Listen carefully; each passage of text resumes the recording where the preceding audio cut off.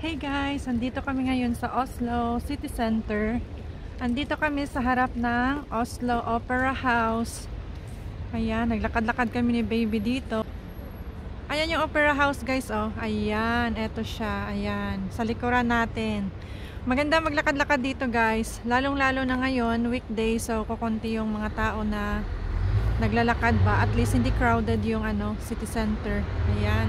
Punta tayo dun guys sa Opera House. Diyan sa taas ng Opera House. Pupunta tayo dyan. So today guys, napaka-busy namin. Maaga pa kami pumunta ng Oslo kasi meron akong appointment sa hospital.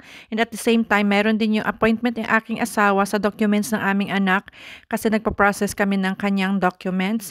So ngayon, habang ako po ay naghihintay sa kanya, dito lang kami ni baby naglakad-lakad sa around Opera House. And ngayon, itutur ko kayo dito guys. So maganda ngayon maglakad-lakad kasi weekdays at maaga pa, kukonti pa lang yung tao.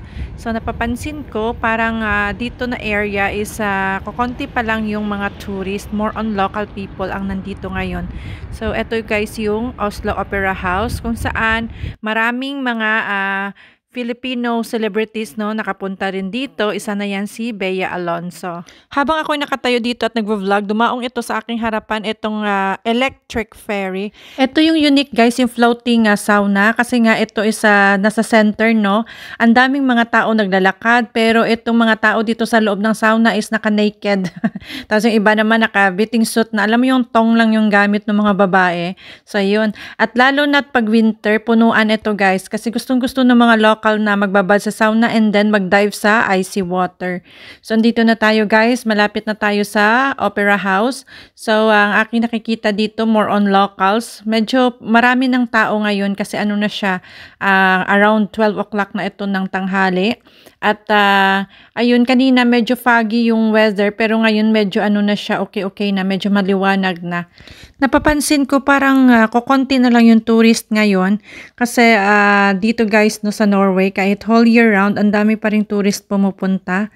Pero sa ngayon ang napansin ko ay parang kukonti na lang. So more on local people yung nandito. Andito na tayo guys sa harap ng Opera House. Natulog si baby. Diba? Ang daming tao. Doon tayo galing guys, doon. Doon tayo nang galing. Tapos kami naglakad paikot dito.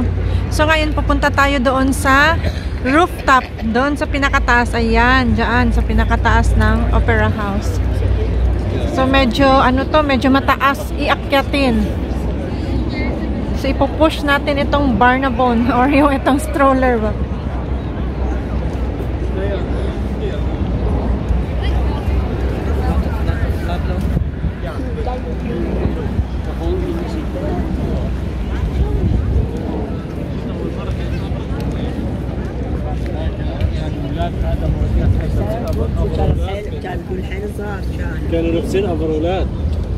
Medyo maraming tao dito.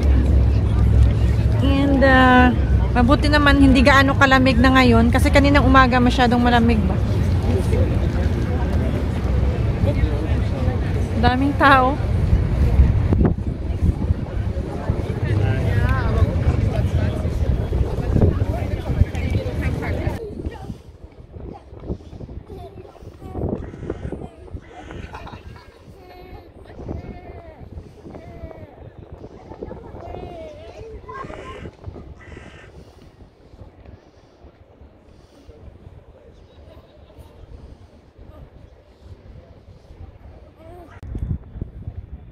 Hey guys, andito na tayo ngayon sa taas ng Opera House.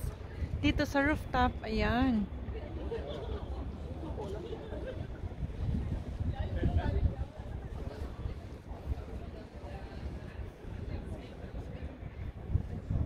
Diba?